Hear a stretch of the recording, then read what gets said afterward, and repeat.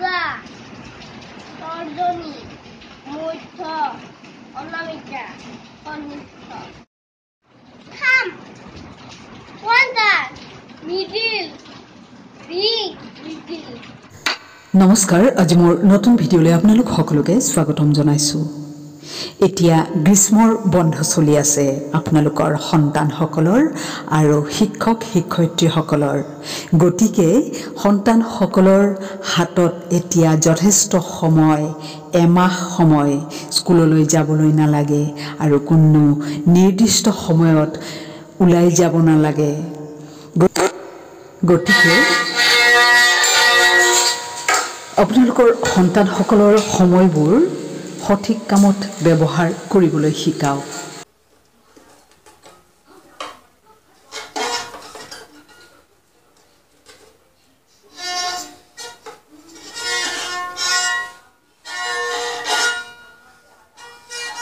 পাৰিছা দেখোন, ধুনীয়াকৈ পাৰিছা। শিশুসকলৰ বাবে এইটো বয়স আটাইতকৈ গুৰুত্বপূৰ্ণ বয়স।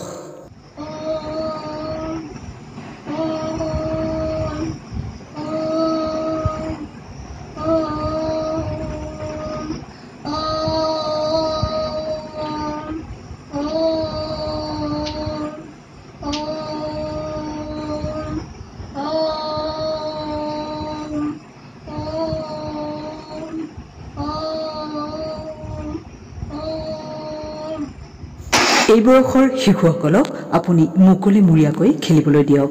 কেৱল আপুনি গাইড কৰক আৰু নজৰ ৰাখক শিশুটিৰ ওপৰত।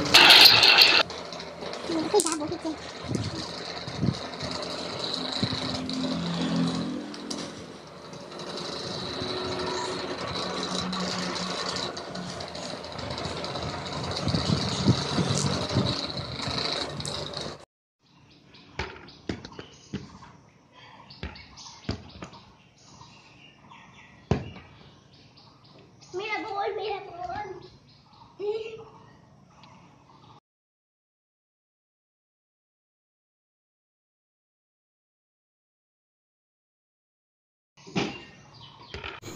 এই বয়সতেই শিশুসকলৰ সজ অভ্যাস গঢ়ি তোলাৰ কাৰণে আপুনি চেষ্টা কৰিব লাগিব।